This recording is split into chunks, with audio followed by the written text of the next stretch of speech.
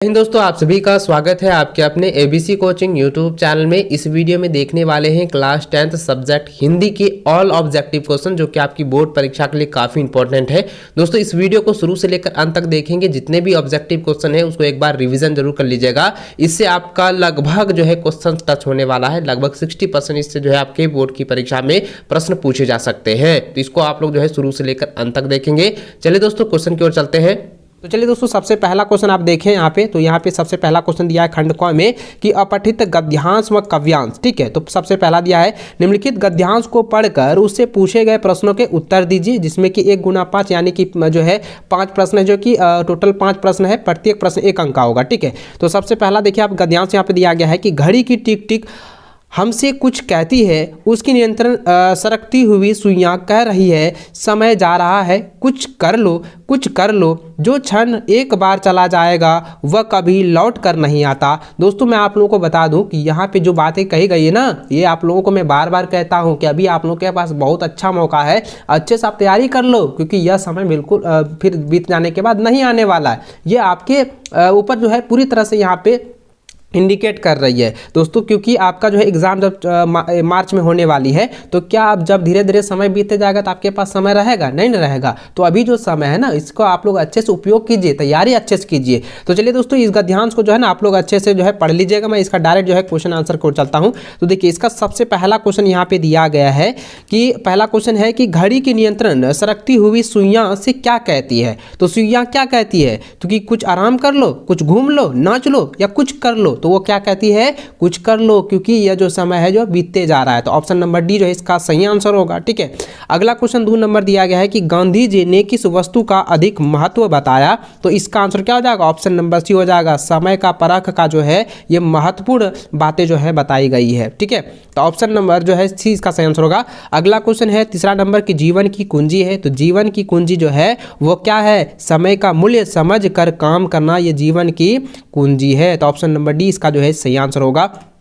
अगला सवाल 4 नंबर दिया गया है कि अधिकतर व्यक्ति जीवन के अमूल्य क्षण किस प्रकार खो देते हैं। तो इसका आंसर क्या हो जाएगा? तो ये हो जाएगा दोस्तों उधेड़ बूंद में। ठीक, उधेड़ बूंद में मतलब यानी कि वो जो है मनचाहे इधर उधर ये सब जो है ना बेफालतू का टाइम बर्बाद करने में जो है वो अपना टाइम समय जो है अमूल्य जो क्षण है वो पूरी तरह से बर्बाद कर देता है, खो देता है। तो यहाँ पे जो है दिया गया है उधेड़ बूंद में। ठीक है, तो ऑप्शन ए इसका सही आंसर होगा। अगला सवाल काव्यांश से है, जो कि यहाँ पे दिया गया है कि निम्नलिखित काव्यांश को ध्यानपूर्वक पढ़कर उससे पूछे गए प्रश्नों के उत्तर दीजिए। तो ये जो है कुछ काव्यांश यहाँ पे कुछ पंक्ति दी गई है, इसको आप लोग अच्छे से पढ़ लेंगे। तो यहाँ पे दिया गया है कुछ भी बन बस कायर मत बन, ठोकर मारकर पटक माथा, तोरी रहा रोकते पाहन। तो इसको जो है ना आप लोग जो है काव्यांश को अच्छे से जो है इसको पढ़ लीजिएगा। मैं इसका जो है डायरेक्ट आंसर और क्वेश्चन की ओर चलता हूं। तो देखिए इसका जो है क्वेश्चन दिया गया है यहाँ पे 5वां नंबर देख सकते हैं, लिखा है कि कवि के अनुसार किस प्रकार की जीवन व्यर्थ है। तो दोस्तों इसका आंसर क्या होगा?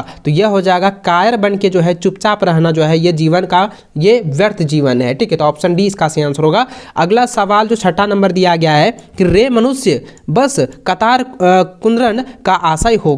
तो दोस्तों इसका आंसर क्या होगा? ऑप्शन नंबर सी हो जाएगा, दुख से मरना। ठीक है, ऑप्शन सी इसका राइट आंसर होगा। अगला सवाल 7वां नंबर दिया गया है कि कवि मनुष्य से क्या कहना चाहते हैं। तो कवि जो है मनुष्य से जो है कि कायर बनकर ना रहने का जो है यहाँ पे कह रही है। ठीक है, यानी क्या कह रहा है? मनुष्य को जो है कवि कहती है कि मनुष्य कायर बन के मत रहो। ठीक है, और जीवन में कुछ भी ना सा हो। तो ऑप्शन नंबर डी जो है इसका सही आंसर होगा 7वां का। ठीक है, इसको अच्छे से आप लोग जो है रख लीजिएगा, और आप मोटर सेट में जो है अभी जो डाउनलोड करेंगे उसमें आप लोग टिक लगाते जाइएगा। ठीक है, चलिए 8वां नंबर क्वेश्चन दिया गया है कि पथ चूमे तर्कस का अर्थ। पथ चूमे तर्कस का अर्थ है। तो दोस्तों इसका आंसर क्या हो जाएगा? ऑप्शन ए हो जाएगा, पथ में कांटे हैं। ठीक है, तो ये हो जाएगा पथ में कांटे हैं। तो चूमे हो गया यहाँ पे रास्ता, और तर्कस का होता है कांटे। तो यानी कि पथ में यानी कि जो है रास्ते में जो है क्या है? कांटा है। तो ऑप्शन ए इसका सही आंसर होगा। अगला क्वेश्चन 9 नंबर दिया गया है। देखिए यहाँ पे है खंड ख में, जो कि व्यवहारिक व्याकरण से दिया गया है। ठीक है, तो यहाँ पे देखिए लिखा है कि निम्नलिखित प्रश्नों के सही विकल्प को चयन करें। तो देखिए 9वां नंबर क्वेश्चन दिया है कि जिस वाक्य में कर्ता क्रिया और कर्म उपस्थित हो वह कौन सी क्रिया होती है? तो वह जो है वो होती है सकर्मक क्रिया। तो ऑप्शन जो है बी इसका सही आंसर होगा। याद रखेंगे जिस वाक्य में कर्ता क्रिया और कर्म उपस्थित होता है तो वह जो है सकर्मक क्रिया कहलाती है। ऑप्शन 20 का राइट आंसर होगा। अगला सवाल 10वां नंबर दिया गया है कि कौन सा वाक्य अकर्मक क्रिया का उदाहरण है, तो इसका आंसर क्या हो जाएगा, ये हो जाएगा बंदर जो है नाचता है, यह अकर्मक क्रिया का एक उदाहरण है। ठीक है, अगला क्वेश्चन 11 नंबर दिया है कि मैंने संदेश भिजवाया, क्रिया के भेद का नाम बताइए, तो इसका आंसर हो जाएगा ऑप्शन नंबर डी हो जाएगा प्रेरणार्थक क्रिया। ठीक है, प्रेरणार्थक क्रिया हो जाएगा। ऑप्शन डी इसका राइट आंसर होगा।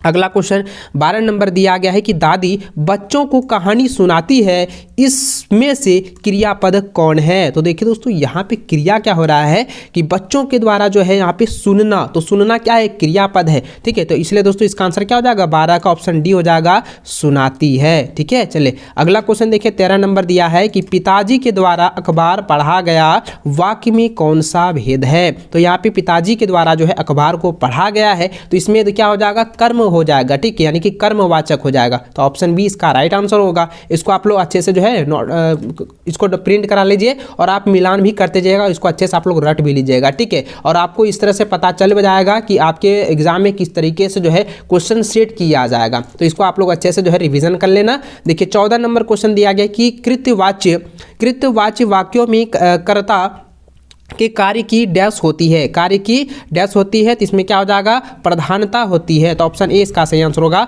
अगला क्वेश्चन है कि गर्मियों में खूब आम खाया जाता है, तो यहाँ पे गर्मियों में खूब आम खाया जाता है, ये कौन सा वाक्य है। तो यह जो दोस्तों क्या है, यह भाववाच्य है। ठीक है, तो ऑप्शन नंबर जो है 20 का सही आंसर होगा। अगला सवाल है कि यथाशक्ति कौन सा समास है, तो यथाशक्ति जो है वो अवयवी भाव समास है। तो ऑप्शन ए इसका राइट आंसर होगा। अगला सवाल 17 नंबर है कि 2 या 2 से अधिक पदों के मेल को क्या कहते हैं। तो 2 या 2 से अधिक पदों के मेल को हम लोग कहते हैं समास। ठीक है, तो समास कहते हैं। तो ऑप्शन इसका बी जो है राइट आंसर होगा।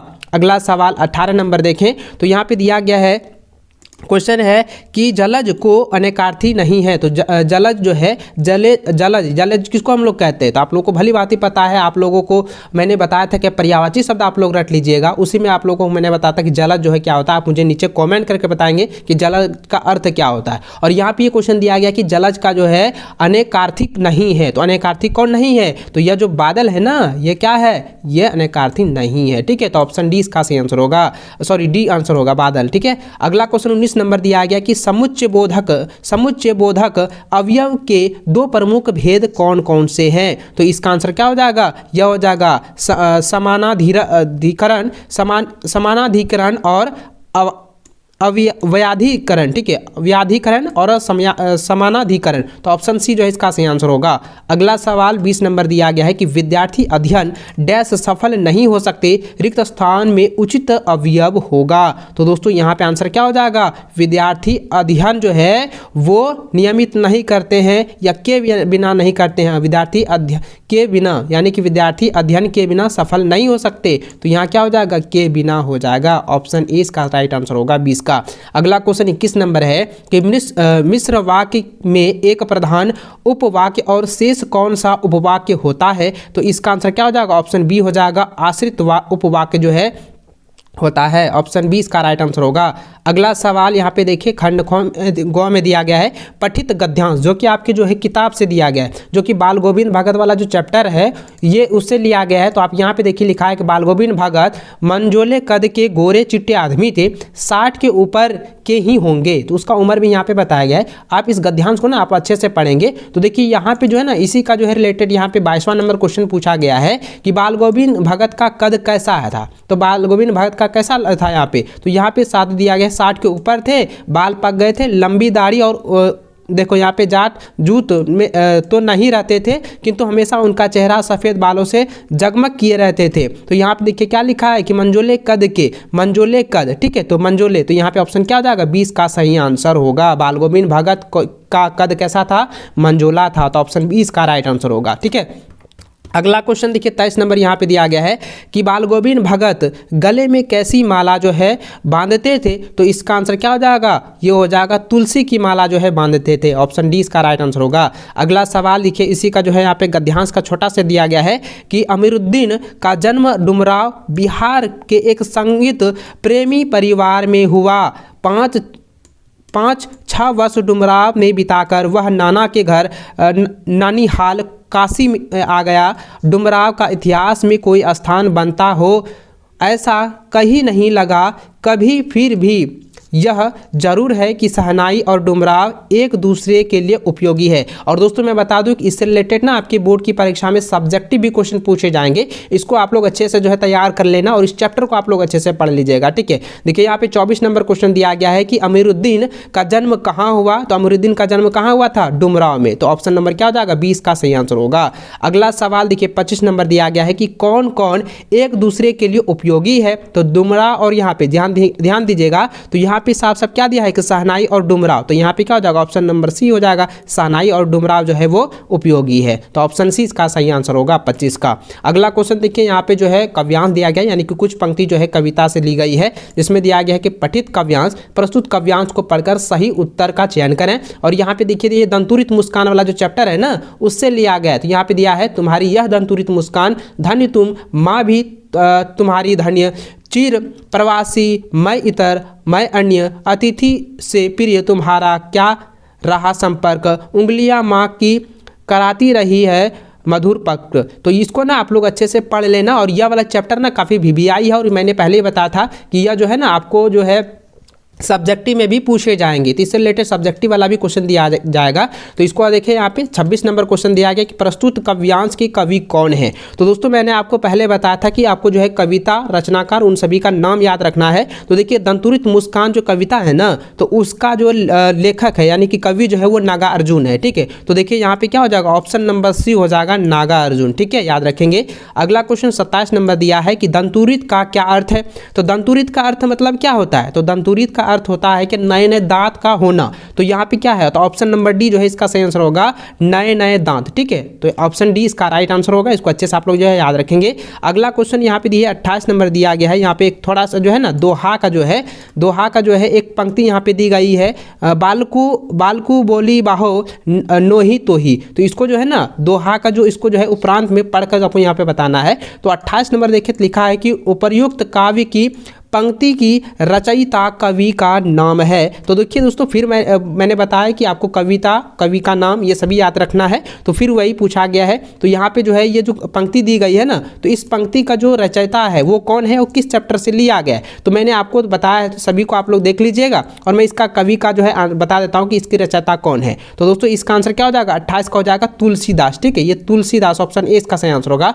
अगला क्वेश्चन 29 नंबर दिया है कि उपरोक्त पंक्ति में कौन सा अलंकार है, तो इसमें जो है वो है अनुप्रास अलंकार है, ठीक है, तो ऑप्शन बी इसका सही आंसर होगा। चलिए ठीक है, चलिए अगला क्वेश्चन खंड ख जो कि पाठ्य पुस्तक से लिए गए हैं। तो यहाँ पे देखिए क्वेश्चन दिया गया है कि निम्नलिखित प्रश्नों के सही विकल्प को आप लोग चुनना है, ठीक है। तो देखिए 30 नंबर क्वेश्चन दिया गया है कि कृष्ण का संदेश सुनकर गोपियों के स्थिति कैसी हो गई, तो इसका आंसर क्या हो जाएगा, वह विरह की आग जगी, विरह की आग जगी, तो ऑप्शन नंबर जो है 20 का सही आंसर होगा।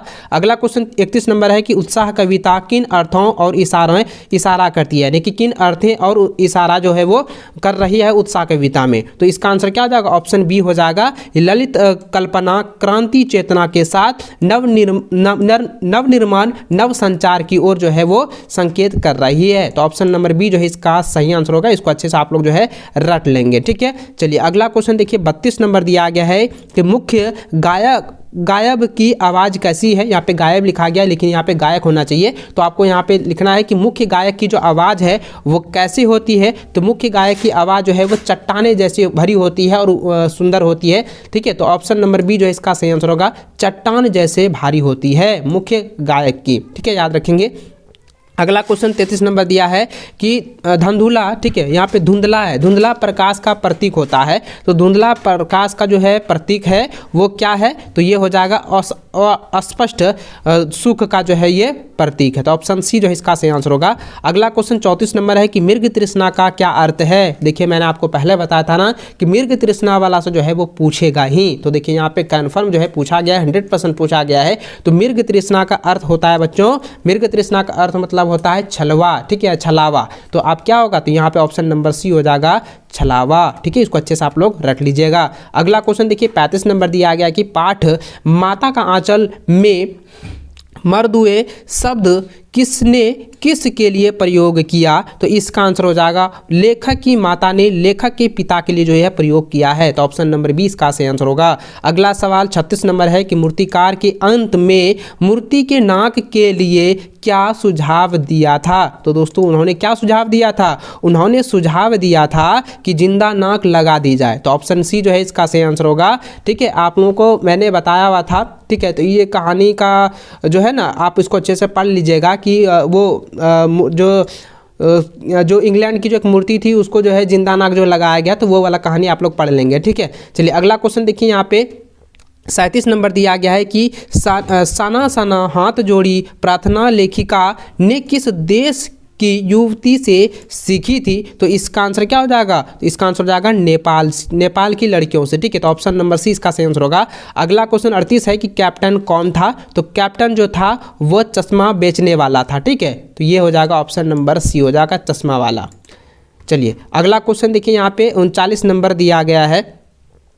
39 नंबर क्वेश्चन है कि लेखक ने खीरा खाने से क्यों इनकार कर दिया, तो इसका आंसर क्या हो जाएगा, वो हो जाएगा आत्मसम्मान की रक्षा के लिए जो है उन्होंने इनकार किया था, ऑप्शन 20 का सही आंसर होगा। अगला क्वेश्चन यहाँ पे 40 नंबर देखें तो दिया गया है कि फादर कामिल बुल्के हिंदी को किस रूप से देखना चाहते थे, तो इसका आंसर क्या हो जाएगा, ये हो जाएगा राष्ट्रभाषा के रूप में देखना चाहते हैं। ठीक है, तो दोस्तों हिंदी के सारे ऑब्जेक्टिव क्वेश्चन का मैं जो है आंसर आप लोगों को बता चुका हूँ। लिखित गद्यांश को पढ़कर पूछे गए प्रश्नों के सही विकल्प को चयन करें। तो देखिए दोस्तों यहाँ पे गद्यांश दिया गया, इसको मैं पढ़ के आपको बताता हूँ। देखिए लिखा है, हम जिस तरह भोजन करते हैं गाछ वृक्ष भी इसी तरह जो है भोजन करते हैं। हमारे दांत है, कठोर चीज खा सकते हैं, नन्हे बच्चों के दांत नहीं होते, केवल वो दूध पी सकते हैं। गाछ वृक्ष के भी दांत नहीं होते, इसलिए वे केवल द्रव्य या वायु से भोजन ग्रहण करते हैं। चीनी में पानी डालने पर चीनी गल जाती है, माटी में पानी डालने पर उसके भीतर बहुत से द्रव्य गल जाते हैं। गाछ वृक्ष वे ही तमाम द्रव्य सोखते हैं। जड़ों को पानी ना मिलने पर पेड़ का भोजन बंद हो जाता है, पेड़ मर जाता है। तो दोस्तों इसके वृक्ष में यहाँ पे जो दिया गया है, ये जो गद्यांश दिया गया है, इसी से रिलेटेड जो प्रश्न दिए गए हैं उसको देखेंगे। तो देखिए यहाँ पे सबसे पहला सवाल दिया गया है कि गाछ वृक्ष का क्या अर्थ होता है, तो गाछ वृक्ष का अर्थ हो गया दोस्तों पेड़ पौधे। ठीक है, तो ऑप्शन ग इसका सही आंसर होगा। अगला प्रश्न दिया गया है कि गाछ वृक्ष के क्या नहीं होते, तो गाछ वृक्ष के जो है दांत नहीं होते हैं। ठीक है, ऑप्शन ख इसका सही आंसर होगा। अगला है, गाछ वृक्ष किसके द्वारा माटी से रस पान करते हैं, तो किसके द्वारा करते हैं दोस्तों, जड़ों के द्वारा करते हैं। ठीक है, तो ऑप्शन यहाँ पे क सही इसका आंसर होगा। ठीक है, अगला प्रश्न दिया गया है कि पेड़ कब मर जाता है, तो पेड़ जो है पानी ना मिलने पर जो है मर जाता है। ठीक है, तो ऑप्शन ख जो इसका सही आंसर होगा। अगला प्रश्न की ओर चले तो देखिए अगला प्रश्न यहाँ पे काव्यांश दी गई है, जिसमें कि यहाँ पे एक बहुत ही मोटिवेशनल जो है यहाँ पे पोएम यहाँ पे दी गई है, यानी कि काव्यांश दी गई है, जिसको आप देखें तो यहाँ लिखा है, लहरों से लड़कर नौका पार नहीं होती, कोशिश करने वालों की कभी हार नहीं होती। नन्ही चींटी जब दाना लेकर चढ़ती है, चढ़ती दीवारों पर 100 बार फिसलती है। मन का विश्वास रंगों में साहस भरता है, चढ़कर गिरना गिरकर चढ़ना ना अखरता है। आखिर उनकी मेहनत बेकार नहीं होती, कोशिश करने वालों की कभी हार नहीं होती। दोस्तों इस कविता में यानी कि इस ये काव्यांश जो दिया गया है, इसमें आपको सीधा निर्देश दिया गया है कि आप भी जो है अगर आप अपनी बोर्ड की परीक्षा में 90% अंक लाना चाहते हैं, आप जो है 400 प्लस अंक लाना चाहते हैं, तो दोस्तों आपको इसी प्रकार से जो है मेहनत करनी होगी। और इसी प्रकार से मेहनत में आपको उतार चढ़ाव तो देखने को मिलेंगे ही, लेकिन आपको मेहनत जो है बरकरार रखनी है, आपकी सफलता 100% मिलेगी। आप अपने बोर्ड परीक्षा में टॉपर जरूर होंगे, बशर्ते आपको थोड़ी सी जो है मेहनत करनी होगी। ठीक है, तो चलिए दोस्तों इस मोटिवेशनल के आगे साथ साथ इस काव्यांश में जो इससे रिलेटेड जो प्रश्न दिए गए उसको देखते हैं। तो देखिए दोस्तों यहाँ पे सबसे पहला सवाल 5वां नंबर दिया गया है कि किससे डरकर जो है नौका पार नहीं होती, तो इसका आंसर हो जाएगा लहरों से डरकर नौका पार नहीं होती। ऑप्शन जो है 2 इसका सही आंसर होगा।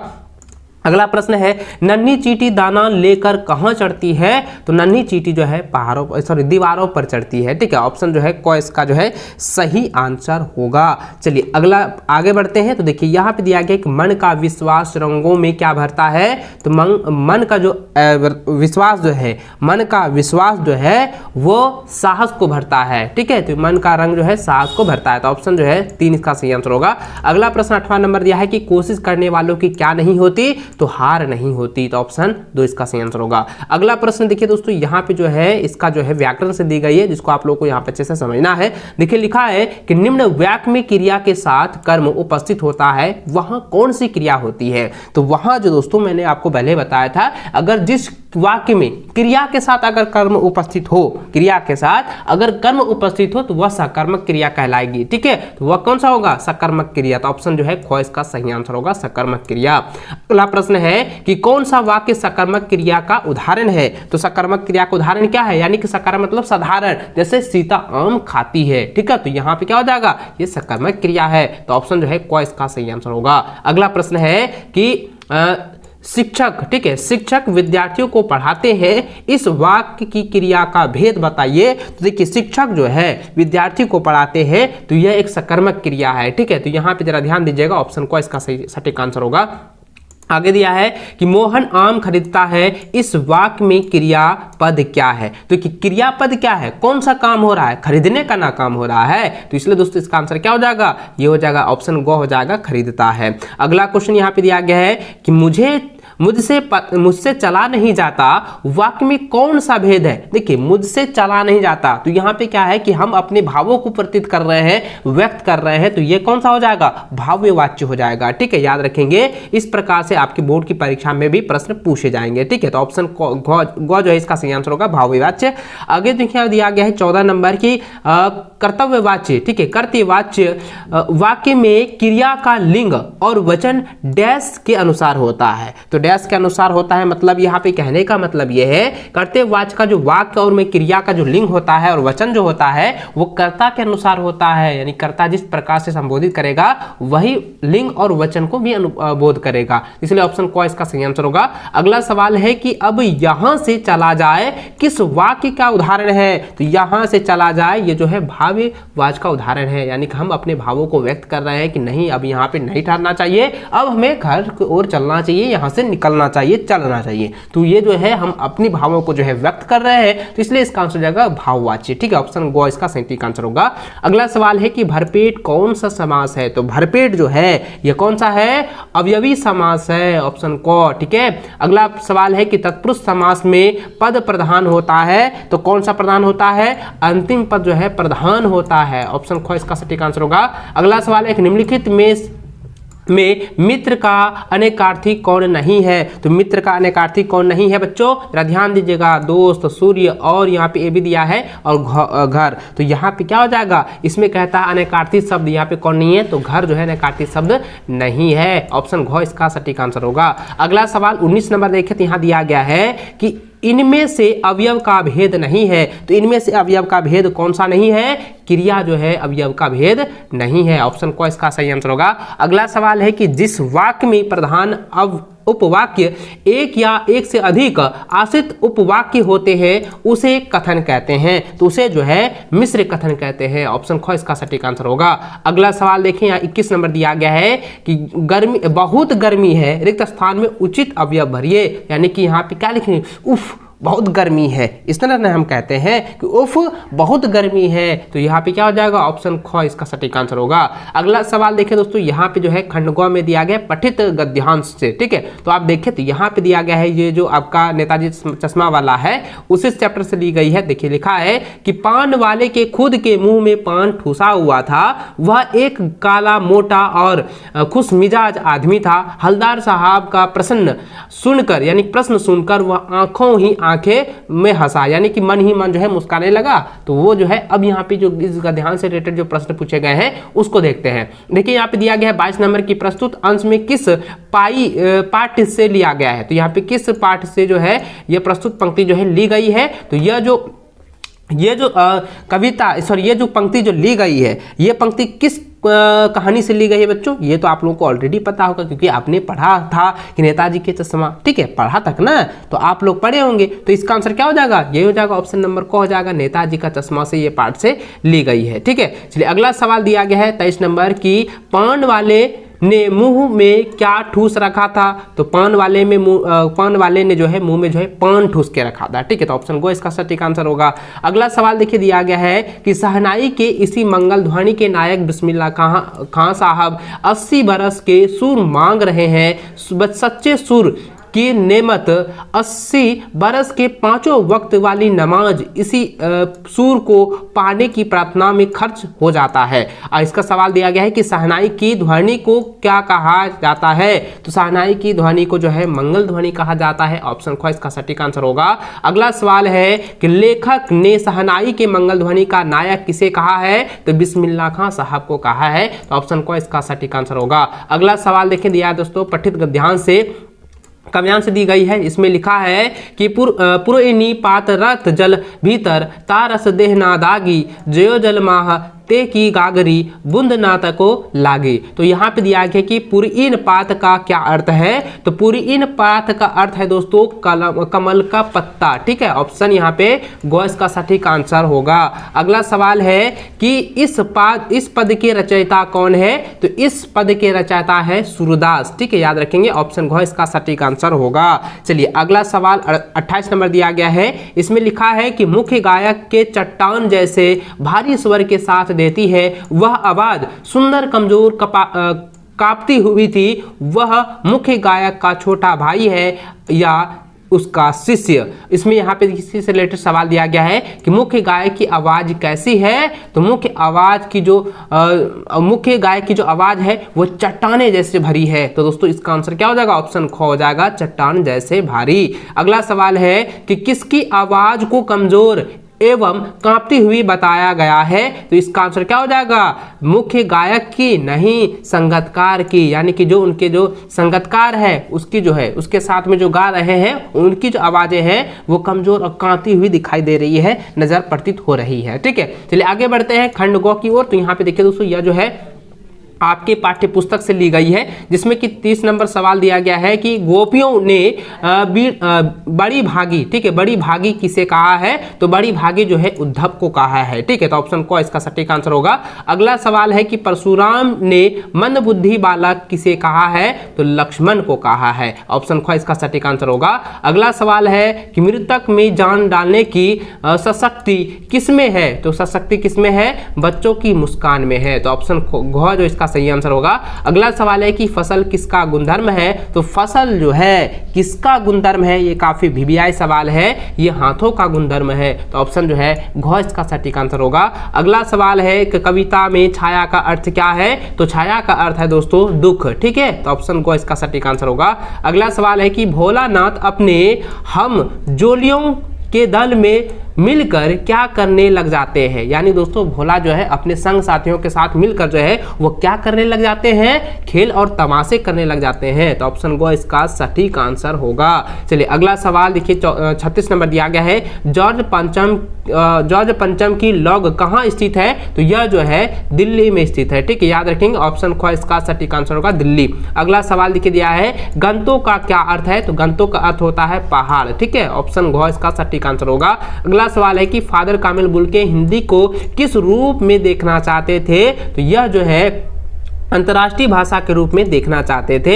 ऑप्शन घ इसका सही आंसर होगा। इसको आप लोग अच्छे से याद रख लें। अगला सवाल देखें, यहाँ दिया गया कि लेखिका के पिता का स्वभाव कैसा था? तो वह जो है क्या था? लेखिका के जो पिता हैं उनके जो स्वभाव है वो पूरी तरह से जो है शक्की नजर से हैं। ठीक है, तो शक्कीपन है। तो यहाँ पे जो हो जाएगा ऑप्शन घ हो जाएगा। ठीक है, चलिए शक्की। अगला सवाल है कि बाल गोविंद भगत किस कला में निपुण थे? तो बाल गोविंद भगत जो है वो संगीत के कला में निपुण थे, इसलिए इसका आंसर हो जाएगा ऑप्शन ग हो जाएगा संगीत। ठीक है दोस्तों, इसमें लिखा है कि निम्नलिखित गद्यांश को पढ़कर पूछे गए प्रश्नों के सही विकल्प का चयन कीजिए। देखिए यहाँ पे गद्यांश इस प्रकार दिया है कि विद्यार्थी जीवन को मानव जीवन की रीढ़ की हड्डी कहे तो कोई युक्ति नहीं होगी। विद्यार्थी काल में बालक में जो संस्कार अमिट रहते हैं, इसलिए इसी काल को आधारशिला कहा जाता है। यदि यह नींव दृढ़ बन जाती है तो जीवन सुदृढ़ और सुखी बन जाता है।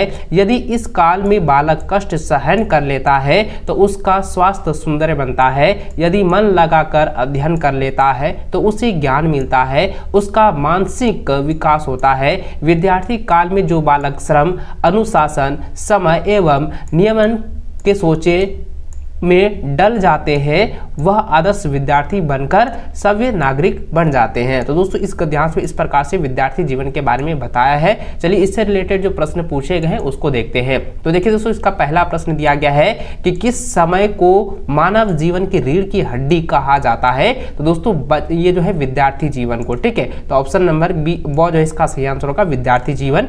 अगला सवाल है कि मानव जीवन के किस काल को आधारशिला कहा जाता है। तो विद्यार्थी काल को, ठीक है। तो ऑप्शन और जो है इसका सही आंसर होगा। अगला सवाल है कष्ट सहन करने से बालक का क्या सुंदर बनता है। तो दोस्तों स्वस्थ सुंदर बन जाता है, ठीक है। क्या हो जाता है? स्वास्थ्य सुंदर बन जाता है। ऑप्शन नंबर जो है स्व इसका सही आंसर होगा। अगला सवाल यहाँ पे चौथा नंबर दिया गया है कि मन लगाकर अध्ययन करने से विद्यार्थी का कैसा विकास होता है। तो दोस्तों इसका आंसर हो जाएगा मानसिक, ठीक है। मानसिक और सांस्कृतिक विकास होता है, साथ में सामाजिक, पारिवारिक सभी प्रकार की जो है विकास होती है। तो दोस्तों यहाँ पे सवाल जो पूछा गया काफ़ी पेचीदा है और यहाँ पर आप जो है पैसेज में देखें तो यहाँ पे साफ साफ ये बताया गया है कि विद्यार्थी काल में जो बालक जो है श्रम, अनुशासन, समय का नियम को सोचने में डल जाता है वह एक आदर्श विद्यार्थी बनकर जो है सब नागरिकों के साथ जो है शामिल होता है। तो यहाँ पे दोस्तों यहाँ पे देखिए तो यहाँ पे क्या लिखा है कि सांस्कृतिक या सामाजिक, तो यहाँ पे क्या हो जाएगा दोस्तों, ये सामाजिक हो जाएगा और सांस्कृतिक दोनों हो जाएगा, ठीक है। तो यहाँ पे और दो दोनों हो जाएगा, तो यहाँ पे ऑप्शन जो है आपका और दो डायरेक्ट राइट आंसर हो जाएगा, ठीक है। चलिए अगला सवाल दिया गया कि निम्नलिखित काव्यांश को पढ़कर पूछे गए प्रश्नों का सही विकल्प का चयन करें। तो दोस्तों इस पद्यांश को जो है आप लोग अच्छे से पढ़ लीजिएगा और इसी से जो है रिलेटेड जो प्रश्न पूछे गए उसका मैं आंसर देते जाऊंगा। तो देखिए दोस्तों आप कॉपी में नोट कर लीजिए। देखिए सबसे पहला दिया गया है कि राही एकाकीपन का अनुभव कब करता है। तो दोस्तों इसका आंसर हो जाएगा ऑप्शन नंबर हो जाएगा विफल होने पर, ठीक है। अगला सवाल है कि कवि किस पथ को ना भूलने की बात कर रहे हैं। तो इसका आंसर हो जाएगा दोस्तों कर्तव्य पथ को, ठीक है। तो ऑप्शन बोर्ड इसका सही आंसर होगा। अगला सवाल है कवि ने कांटे शब्द का प्रयोग किसके लिए किया है। तो कांटे शब्द का प्रयोग जो है उन्होंने बाधा को बोधित करने के लिए क्या है, ठीक है। यानी कि अगर रास्ते में बाधा आ जाता है क्या होता है, रास्ते में कट आ गए, इस तरीके से हम मुहावरे के रूप में कहते हैं। तो इसलिए दोस्तों ऑप्शन ओ इसका सही आंसर होगा। अगला सवाल 8वां नंबर दिया है कि कविता के पाठिक किसे जो है अर्थ में प्रयुक्त हुआ है। यानी कि यहाँ पे कह रहा है कि कविता में पाठिक किसा अर्थ में प्रयुक्त हुआ है। तो इसका आंसर क्या हो जाएगा बच्चों, ये हो जाएगा राहगिरी, ठीक है। राहगी हो जाएगा ऑप्शन नंबर गो, ठीक है। चलिए अगला सवाल जो है आपका बहुकल्पिक प्रश्न जो कि यहाँ पे व्याकरण से दी गई है, जिसमें आप देखें तो यहाँ दिया गया है कि जिस वाक्य में कर्ता स्वयं क्रिया को पूरा ना करे करके किसी दूसरे के माध्यम से क्रिया को पूरा करवाता है उसे कहते हैं। तो दोस्तों मैंने इसके बारे में बहुत बार आप लोगों को बताया और प्रत्येक मॉडल सेट में ये इसका जो है ये सारा घुमा के क्वेश्चन दे रहा है। तो ये जो होगा ये सकर्मक क्रिया होगा, ठीक है। यहाँ पे क्या है, ये जो है डायरेक्ट जो है वाक्य जो है कर्ता के स्वरूप जो है हो रहा है, कर्ता के द्वारा बोध हो रहा है, इसलिए सकर्मक क्रिया होगा ऑप्शन ए, ठीक है। तो दूसरा नंबर देखिए दिया गया है। अगला 10वां नंबर दिया है कि कौन सा वाक्य अकर्मक क्रिया का उदाहरण है। तो कौन सा वाक्य जो है अकर्मक क्रिया का उदाहरण है। तो इसका आंसर हो जाएगा वे लोग मैदान में दौड़ रहे हैं, ठीक है। तो ऑप्शन नंबर को इसका सही आंसर होगा। अगला सवाल दिया गया है कि हवा धीरे धीरे बह रही है, इस वाक्य की क्रिया का भेद क्या है। तो यहाँ पे दोस्तों क्या है, यह जो है अकर्मक क्रिया है क्योंकि हवा जो है धीरे धीरे बह रही है, यहाँ पे बोधित यहाँ पे अन्य कर्ता के द्वारा किया जा रहा है, ठीक है। तो यहाँ पे क्या हो जाएगा अकर्मक क्रिया हो जाएगा। अगला सवाल दिया गया है कि सभी मैदान में खेल रहे हैं, इसमें क्रियापद क्या होगा। तो सभी क्या हो जाएगा खेल रहे हैं, तो गो नंबर जो इसका सही आंसर होगा, ठीक है। अगला सवाल है कि मैं कहानी पढ़ता हूँ, किस वाक्य का उदाहरण है, कृतिवाच्य, क्रमवाच्य, भाववाच्य या आकृतिवाच्य। तो दोस्तों इसका आंसर क्या होगा, क्योंकि आप मुझे कमेंट करके बताएं, क्योंकि दोस्तों यहाँ पे 13 नंबर जो सवाल है ना, ये मैंने बहुत बार आप लोगों को बताया हुआ है, क्योंकि मैं कहानी पढ़ता हूँ तो ये क्या है, ये कृतिवाच्य है, ठीक। क्या है, कृतिवाच्य, ऑप्शन को इसका सही आंसर होगा। अगला सवाल है कि जिस वाक्य क्रिया हमेशा पुल्लिंग, एक वचन एवं अन्य पुरुष में होती है वह वाच्य है। तो वह वाच्य क्या है, ऑप्शन नंबर गो हो जाएगा, वह क्या है भाववाची होगा। ठीक है, ऑप्शन ग इसका सही आंसर होगा। अगला सवाल 15 नंबर दिया गया है कि अध्यक्ष के द्वारा एक बैठक बुलाई गई, यह किस वाक्य का उदाहरण है। देखिए मैंने अभी बताया ना कि अगर बच्चों यहाँ पे किसी के द्वारा कह रहा है तो क्या हो जाएगा, यह एक जो है क्रमवाच्य हो जाएगा। ठीक है, तो क्या हो जाएगा, ऑप्शन हो जाएगा क्रमवाच्य। अगला सवाल है कि रणभूमि कौन सा समास है, तो रणभूमि जो है ये तत्पुरुष समास है, तो ऑप्शन ख इसका सही आंसर होगा। अगला सवाल है 17 नंबर दिया है कि समास के दोनों पदों में उपमान, उपमेय या विशेषण, विशेषिका संबंध होता है, तो इसका आंसर क्या हो जाएगा, ऑप्शन नंबर ग हो जाएगा धर्म धारण। ठीक है, ऑप्शन ग इसका सही आंसर होगा। अगला सवाल है कि अंबर का एक अर्थ आसमान होता है, इसका दूसरा अर्थ क्या है, तो देखिए इसका दूसरा अर्थ क्या होता है बच्चों, आप मुझे कमेंट करके बताएं, क्योंकि यह जो है पर्यायवाची शब्द से ली गई है और ये काफी इंपॉर्टेंट, इसको आप लोग अच्छे से पढ़ेंगे। इसका जो है अंबर का दूसरा अर्थ होता है मोती। ठीक है, क्या होता है, मोती होता है, तो ऑप्शन घ जो इसका सही आंसर होगा।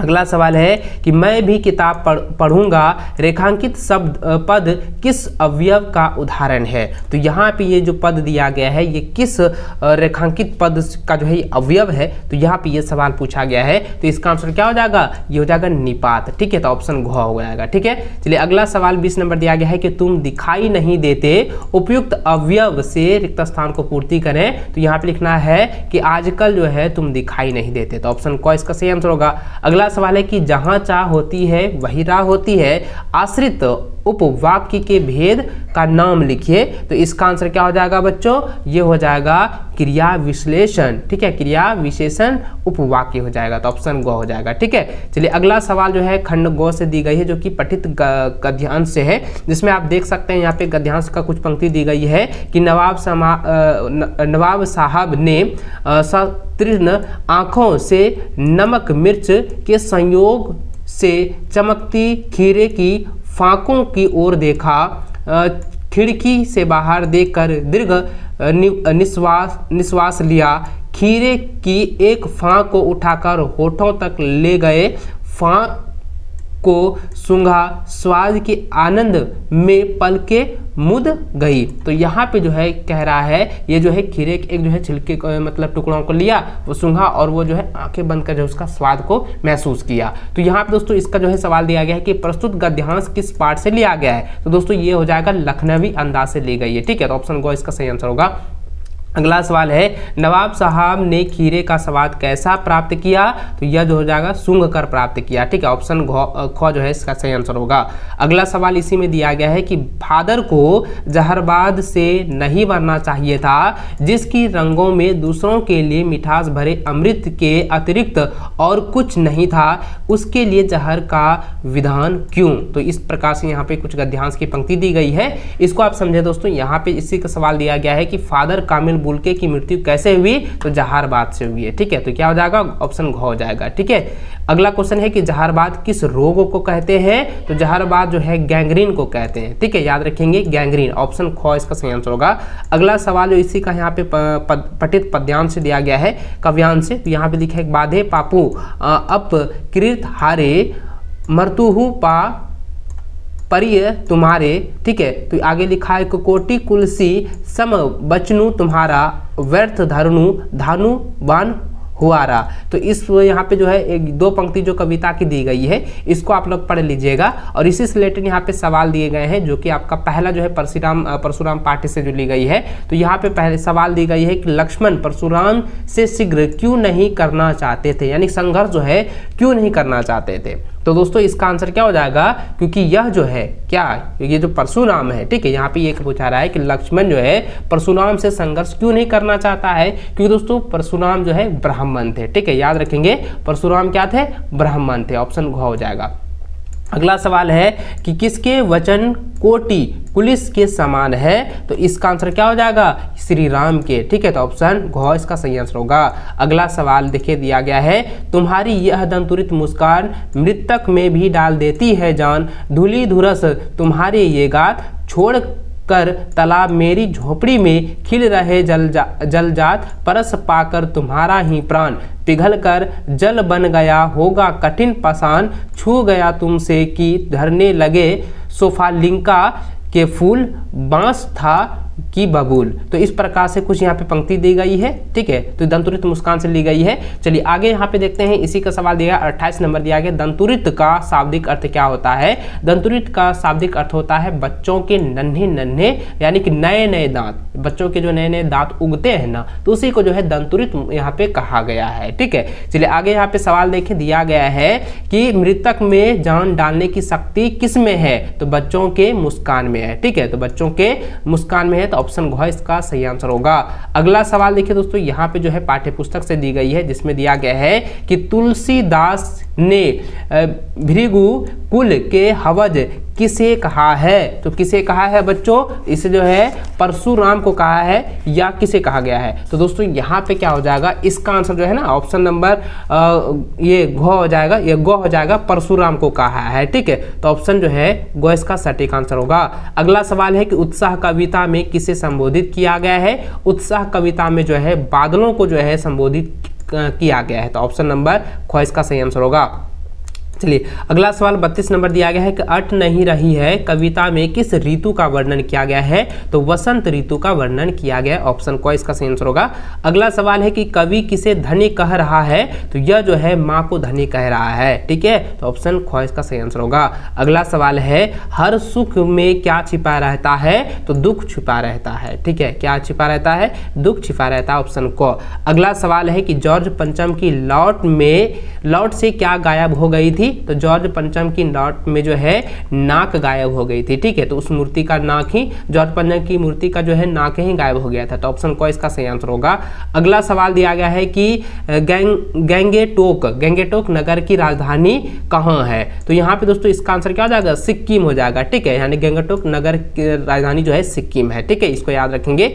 अगला सवाल दिया गया 37 नंबर, बाबू जी की पूजा वाली आचमनी, ठीक है। आचमनी क्या बनती थी। तो यह हो जाएगा कलछी बनती है, ठीक है। तो क्या हो जाएगा, कलछी बनती। तो ऑप्शन घ।